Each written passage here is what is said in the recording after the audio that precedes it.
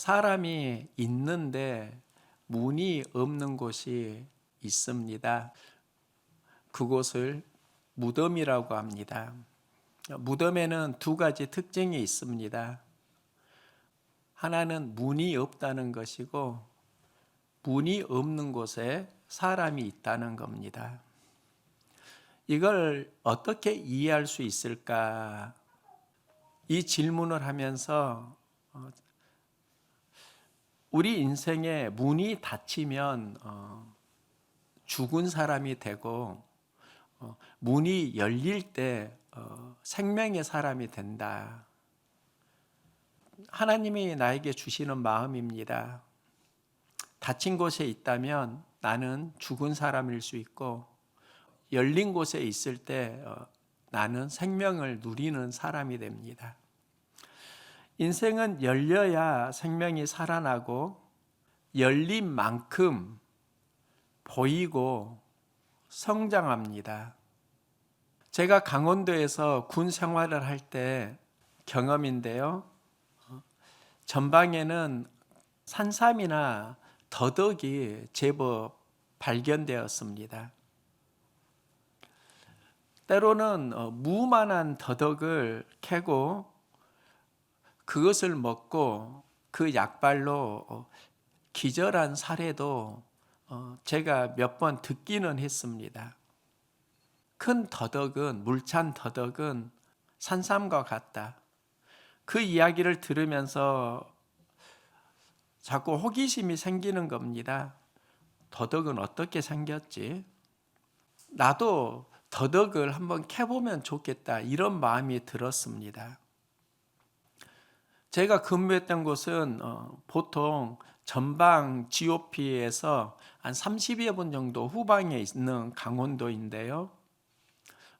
군정으로 교회에서 생활을 했습니다. 교회 뒤쪽으로는 산이 있었고요. 우연히 더덕잎을 발견했습니다. 들은 게 있으니까 이게 들은 더덕잎처럼 보이네. 그래서 그 더덕잎을 따라서 더덕을 캤는데요. 제가 그때 캤던 더덕이 얼마나 컸냐면요, 성냥개비 하나 정도 했습니다. 제가 처음 캔 더덕이 그런 겁니다. 그런데 그 뒤부터 저에게 신기한 일이 일어났는데요. 그 성냥개비 하나 정도 하는 작은 더덕을 발견했는데 그 뒤부터 자꾸 더덕이 자주 보이는 겁니다. 군정으로 교회에서 생활을 했고요. 월요일이 공식 휴일이었는데 교회 뒷산에 올라가서 더덕을 제법 많이 캤습니다. 왜 보이지 않던 더덕이 나중에 그렇게 많이 발견이 되었을까? 한 가지 질문을 해보았습니다. 예전에 더덕이 없었는데 이 한두 달 사이에 더덕이 다 생겼을까? 그게 아니었습니다. 전에는 더덕을 보아도 더덕이 눈이 안 열리니까 보이질 않았는데, 나중에 이게 더덕이구나 눈이 열리는 그 순간부터 그건 나에게 더덕으로 다가온 겁니다. 눈이 열리지 않을 때는 그냥 풀이었고 넝쿨이었는데 눈이 열리니까 그게 약이 되고 더덕이 되는 겁니다. 지금 생각을 해보면 내가 더덕만 보았을까? 혹시 산삼을 보았을 수도 있겠다. 하지만 저는 산삼이 어떻게 생겼는지를 모르니까 그 산삼은 나에게 눈이 열리기 전에는 잡초일 뿐이었습니다. 우리 일상을 보면 이게 매우 현실적인 이야기입니다. 눈이 열리지 않으면 우리는 그 가치를 알 수가 없고요. 눈이 열리는 만큼 가치와 삶이 살아납니다. 전도사로 사역할 때 청년의 수련회를 갔습니다. 추운 겨울에 굴을 구워 먹었는데요. 그때 처음으로 굴 맛을 본 것 같습니다. 추위에 먹었던 그 굴이 참 인상적이었고 맛있어서요. 지금은 가끔 굴을 사서 집에서 쪄먹기도 합니다. 굴을 먹으면 불편한 게 있습니다. 굴 껍데기가 많이 나온다는 겁니다. 먹는 건 많지 않은데 쓰레기로 나오는 껍데기의 양이 많아서 버릴 때 불편했습니다. 그런데 우리나라에서 굴의 껍데기가 해년마다 38만 톤이 나온다고 합니다. 굴 껍데기가 쌓여서 악취가 나고요, 경관을 해친다는 그런 뉴스를 본 기억이 있습니다. 그런데 얼마 전에 한 기업이 굴 껍데기로 특수 블럭을 만들었다는 기사를 보았습니다. 물 빠짐이 좋아서 저렴하기도 하고 유통망을 찾고 있다, 이런 기사였습니다. 보통은 굴 껍데기를 쓰레기로 보는데 어떤 사람은 여기에서 재생 에너지를 찾아내는구나, 그러면서 자꾸 생각나는 게, 본다고 해서 아는 게 아니고 듣는다고 해서 깨닫는 게 아니다는 겁니다. 우리 인생에도 문이 있는데요, 그 문이 열리느냐 닫히느냐에 따라서 삶이 달라집니다. 문이 닫히면 인생은 둔해지고 죽어가고, 열리면 민감해지고 성장합니다. 신년에 무슨 복을 받았으면 좋을까? 열리는 삶의 축복을 우리 가족이 받기를 소망합니다. 예수님이 말씀합니다. 보기는 보아도 알지 못하고 듣기는 들어도 깨닫지 못한다. 본다고 해서 보이는 게 아니고 듣는다고 해서 들리는 게 아니다는 겁니다. 그러면 보고 들리는 것이 어디와 연관되는가? 예수님이 이 말씀을 하실 때 그 전후 맥락이 씨 뿌리는 비유에서 마음밭에 대해서 하시는 말씀입니다. 마태복음 13장은 씨 뿌리는 비유, 마음밭의 비유인데요, 그들이 보아도 보지 못하며 들어도 듣지 못하며 깨닫지 못함이니라. 이사야의 예언이 이루어졌으니 너희가 듣기는 들어도 깨닫지 못할 것이요 보기는 보아도 알지 못하리라. 들었는데 알지 못하고 깨닫지도 못한다. 예수님은 그 이유를 이렇게 말씀합니다. 이 백성들의 마음이 완악하여져서, 우리는 보는 것을 시력에서, 듣는 것을 청력에서 찾는데 예수님은 마음에서 찾습니다.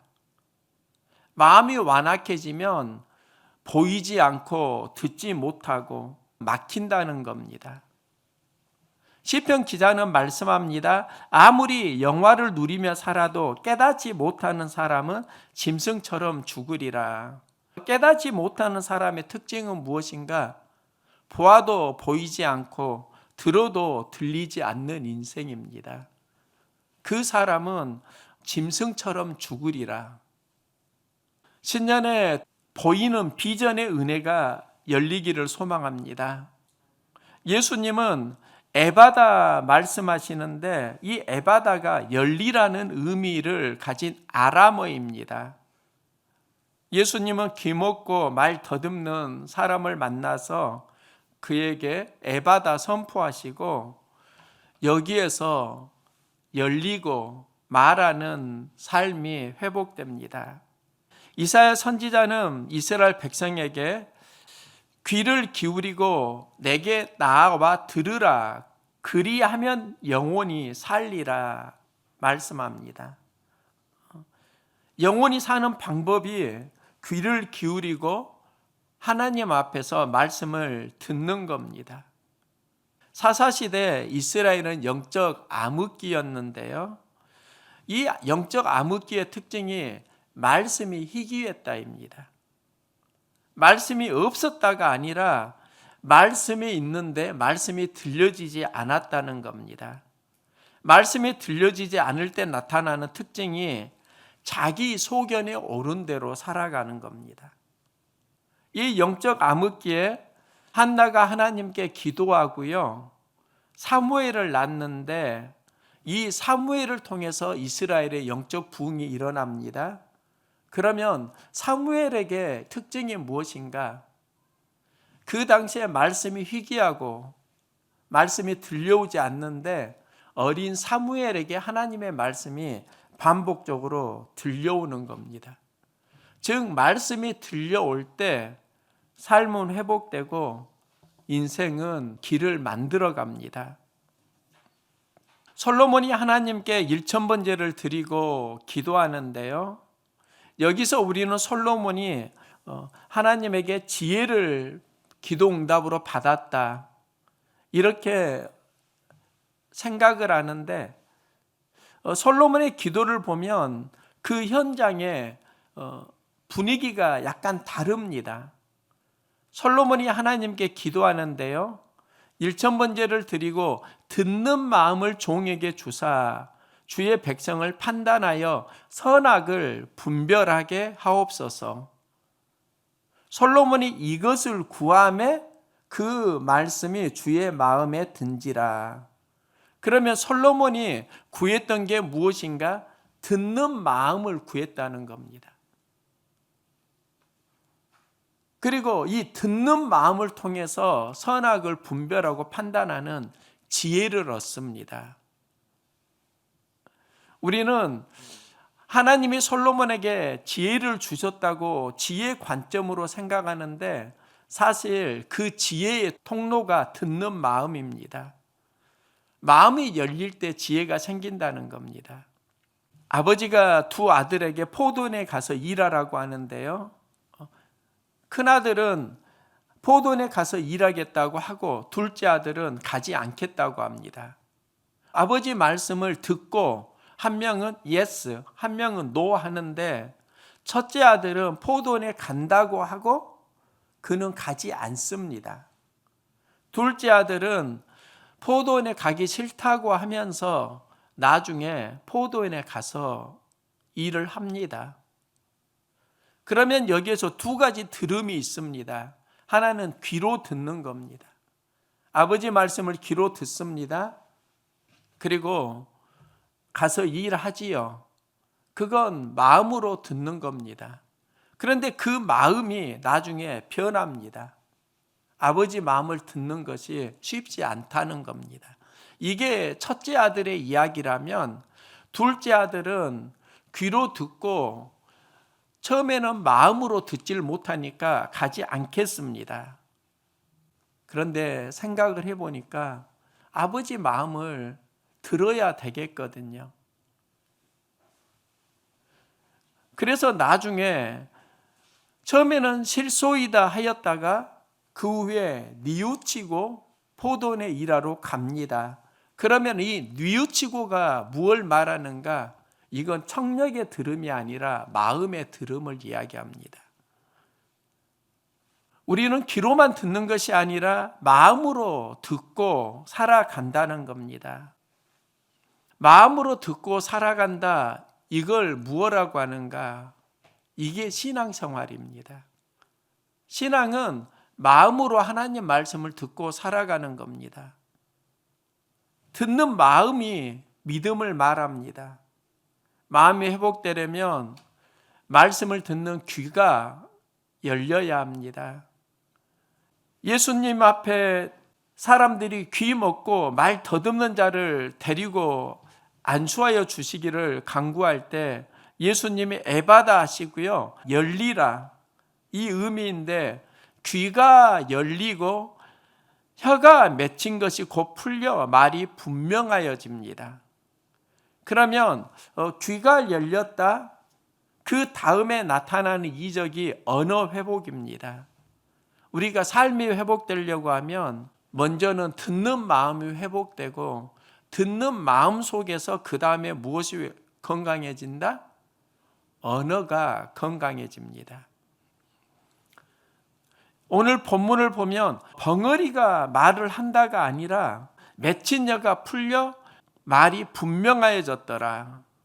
그러면 그가 혀가 맺힌 것이 있었다는 겁니다. 우리의 삶 가운데 맺힌 것이 있으면 언어가 회복되질 않습니다. 예수님의 터치를 받으면 그때 맺힌 것이 풀립니다. 그럼 언어가 회복됩니다. 삶이 회복됩니다. 제가 목회자로 말을 많이 하게 되는데요. 전에 언어가 어눌해 가지고 고민했던 적이 있습니다. 설교할 때는 몰랐는데 녹음하고 들으니까 목소리가 듣기에 불편한 겁니다.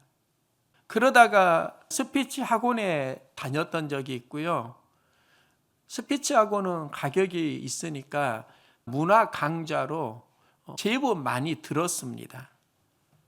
발음 연습을 하고 또 말을 잘 하려고 말이 잘 들리는 훈련을 나름대로 했습니다. 그런데 이 과정에 제가 발견한 게 하나 있는데요. 언어를 잘 말하려면 발음 연습하고 복식 호흡하고 이런 것도 필요하지만 본질은 마음 상태입니다. 즉 언어는 기교가 아니라 마음 태도에서 달라진다는 겁니다. 마음 관리를 하지 못하면 언어는 죽어가고요. 마음이 회복될 때 건강한 언어가 살아납니다. 성경은 이 사실을 매우 선명하게 알려주는데요. 언어의 목적은 한마디로 소통입니다. 언어는 소통하는 도구입니다. 좋은 언어는 소통하게 하고 관계를 회복시킵니다. 그런데 잘못된 언어는 관계와 소통을 단절시킵니다. 그러면 좋은 언어 또 잘못된 언어가 어디에서 영향을 받는가? 성경의 구약과 신약을 살펴보면은요, 언어에 대한 이야기가 있습니다. 본래 인류의 언어는 하나였습니다. 말이 통했습니다. 그런데 인류가 어느 날 하늘에 닿을 만큼 탑을 쌓자 이렇게 이야기를 나눕니다. 이게 바로 바벨탑입니다. 바벨탑의 의미가 신의 문인데요. 사람들이 바벨탑을 쌓으려고 했던 이유가 있는데 노아 홍수를 경험하면서 홍수에도 살아남을 수 있는 탑을 한번 쌓아보자. 그런데 하나님께서 다시는 물로 너희를 심판하지 않으리라 약속하셨습니다. 그들은 물에 대한 두려움은 있는데 하나님의 약속을 신뢰하지 못하니까 다른 생각이 오는 것이고요. 그리고 이 마음이 무엇과 연결되는가? 그들이 탑을 쌓고 우리 이름을 내자고 합니다. 일을 하는데 하나님이 사라지고 자기의 이름이 드러납니다. 하나님 없고 무언가를 이루려고 하는 삶, 이 마음이 교만입니다. 이 교만에서 그들이 경험하는 게 바로 언어 혼잡입니다. 그들이 서로 알아듣지 못하게 하자 하시고 여호와께서 거기서 그들을 온 지면에 흩으셨으므로 그들이 그 도시를 건설하기를 그쳤더라. 이 말씀이 무슨 말씀인가? 그들이 교만한 마음으로 탑을 쌓는데요. 그 탑을 쌓을 때 하나님은 없고 교만해지니까 서로 소통이 안 되고 그러면서 관계가 단절되고 흩어졌다는 이야기입니다.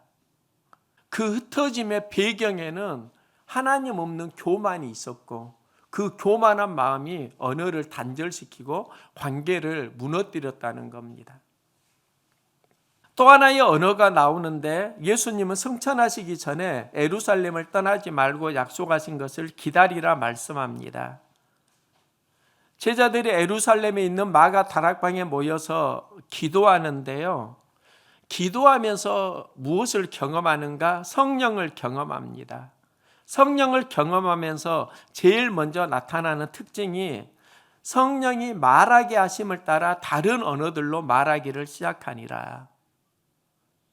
전에는 내 언어가 있었는데 이제 성령이 말하게 하심을 따라 다른 언어가 등장합니다. 이전과 다른 언어입니다. 성령을 받으면 무엇이 달라지는가? 언어가 달라지게 되고 이 다른 언어가 새로운 소통을 만들어냅니다. 그래서 그레데인과 아라비아인들이 우리가 다 우리의 각 언어로 하나님의 큰 일을 말함을 듣는도다. 전에는 제자들이 말하는 걸 듣질 않았는데 이제 성령을 받은 사람들의 말이 들리는 겁니다. 그걸 하나님이 행하셨다고 인정합니다. 이때 베드로가 메시지를 전하고 사람들이 예수 그리스도를 영접하고 3,000명이나 세례를 받습니다. 그러면 그 초대교회 전환점에 무엇이 있는가? 바로 성령의 언어가 있습니다. 이걸 영적으로 우리가 잘 이해를 해야 하는데요. 영적으로 보면 하나는 바벨론 언어가 있습니다. 하나님 없는 자기 언어입니다. 교만한 언어입니다. 여기에서 단절이 시작되고 흩어짐이 일어납니다. 다른 하나는 기도하고 그들 안에 성령이 인도하는 언어, 성령 언어입니다. 성령 언어가 그들에게 새로운 언어로 시작되고요. 언어가 성령으로 새로워질 때 세상을 이기는 힘을 얻고 교회가 세워집니다. 무엇이 열려야 하는가? 내 중심의 삶이 주님 중심의 삶으로 열리기를 소망합니다. 그러면 성령의 언어가 살아난다고요. 성령이 인도하는 삶을 살아가게 되면 언어가 살아나고 관계가 살아납니다. 목회자로 사역하면서 다치면 죽고 열리면 산다. 이걸 많이 느낍니다. 열리면 성장합니다. 듣는 마음이 열려야 잘 말하는 삶이 됩니다. 그래서 기도한다고요. 하나님, 듣는 마음 주세요. 들리는 은혜 주세요. 듣는 마음의 의지와 들리는 은혜가 우리 안에 살아날 때 여기에서 삶이 새롭게 열립니다. 예수님이 갈릴리 호수에서 다양한 사람을 만난다고요. 갈릴리 호수는 우리가 살아가는 삶의 현장입니다. 사람들이 귀먹고 말 더듬는 자를 데리고 예수께 나와 안수하여 주시기를 간구하거늘. 귀가 열리고 언어가 열리기를 기도하는데 이 기도가 우리들의 기도 제목 아닙니까? 예수님이 에바다 선포하시는데 열리라는 말씀이고 말씀이 들어올 때 닫힌 인생에 열림이 일어납니다. 그리고 닫힌 인생에 열리니까 그들이 예수가 행하신 일을 사람들에게 전합니다. 이게 전도자의 삶이고 또 복음을 전하는 삶입니다. 새해 열리는 은혜가 살아나기를 소망합니다. 듣는 마음이 열리고 언어가 회복되는 것, 여기에서 비전이 회복됩니다. 예수를 만나면 닫힌 귀가 열리고 어눌한 혀가 풀리는데요. 듣는 마음에 들리는 은혜, 여기에서 인생은 복을 받습니다. 열리려면 마음이 회복되기를 소망합니다. 그 마음이 어떻게 회복되는가? 내 힘이 아닌 성령의 힘으로 회복됩니다. 성령을 통해서 삶은 회복된다고요. 성령을 통해서 눈이 열리면 비전이 살아나고요. 귀가 열리면 깨닫는 마음이 회복되고요. 언어가 열리면 살리는 생명의 삶이 시작됩니다. 맺힌 혀가 있고 들리지 않는 귀가 있다고 하면 성령을 통해서 다시 회복해 갈 수 있기를 응원합니다. 맺힌 마음이 풀리게 하소서. 언어 속에 성령의 인도함이 열리게 하소서. 말씀의 비전길이 새롭게 열리게 하소서. 열리는 은혜를 구하면서 열리는 삶의 축복을 함께 누려가는 한 해 되기를 소망합니다.